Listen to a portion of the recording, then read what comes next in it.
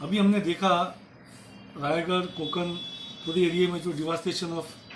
Life हुआ है, जितना बड़ा नुकसान हुआ है फ्लड की वजह से या हेवी रेन्स की वजह से, कहीं कहीं लैंडस्लाइड्स हुए हैं। तो सब लोग मतलब जो टेक्निकल लोग हैं उसके रीजन्स के ऊपर रिसर्च कर रहे हैं। कुछ थोड़ी सी रिसर्च मेरी भी हुई है उस ताल्लुक से, और कई लोगों के फ़ोन्स भी आए तो उनको मैंने बताया भी था कि क्या वजह हो सकती है और इसमें थोड़ा सा बचा जा सकता था।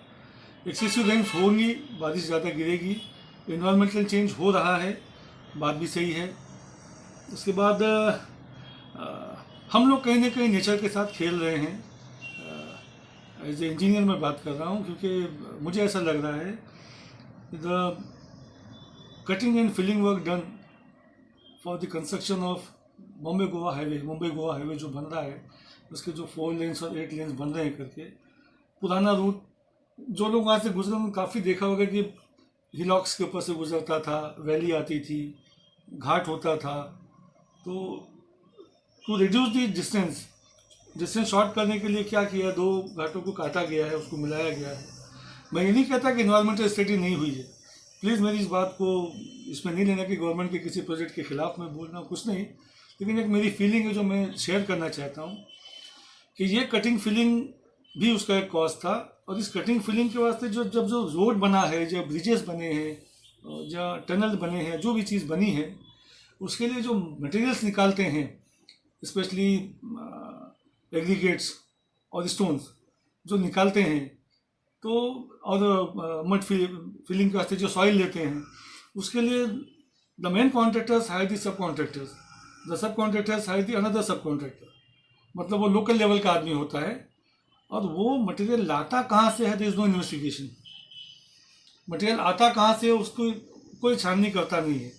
हो सकता है रेडिएशन वगैरह चेक होता होगा, बट मटेरियल एक्चुअल में आता कहाँ से है, ये लोग क्या करते हैं, किसी भी अननोन जगह से डिगिंग करके कटिंग करके ले आते हैं, किसी भी ऐसी जगह से कट करके ले आते हैं जो कि वो इलॉक होता है, और उसकी अपनी एक सस्टेनेबिलिटी रहती है, उसके हिसाब से उसको टच करना शायद अलाउड नहीं हो, बट क्योंकि गवर्नमेंट की पकड़ उस तरफ शायद नहीं दिखती है। और वो कटिंग फिलिंग जो रिमोट एरियाज़ में, गांव में, हमने देखा कि पूरे गांव लैंडस्लाइड से दब गए। तो लैंडस्लाइड हुआ है वो तो दिख रहा है, मगर एक ऐसी जगह पर भी हुआ है कि जहाँ पे कभी इमेजिन नहीं किया जा सकता था कि लैंडस्लाइड हो सकता है। तो वो वहाँ पे अगर इन्वेस्टिगेशन हो बराबर तो मालूमात मिलेगी कि कटिंग हुई है, या अनवांटेड डिगिंग हुई है, या अनवांटेड वजह से मटेरियल निकाल करके एक्सट्रैक्ट करके वो हॉलो को छोड़ दिया गया, मतलब उसको कट करके पहाड़ को ऐसा नहीं तो छोड़ दिया गया है। और ये नेचर के साथ थोड़ा सा खिलवाड़ हुआ है, और नेचर अपना काम करता है। नेचर का जो रूल है कि वो सामने क्या चीज़ आती देखता नहीं, और नेचर ने अपना काम किया है।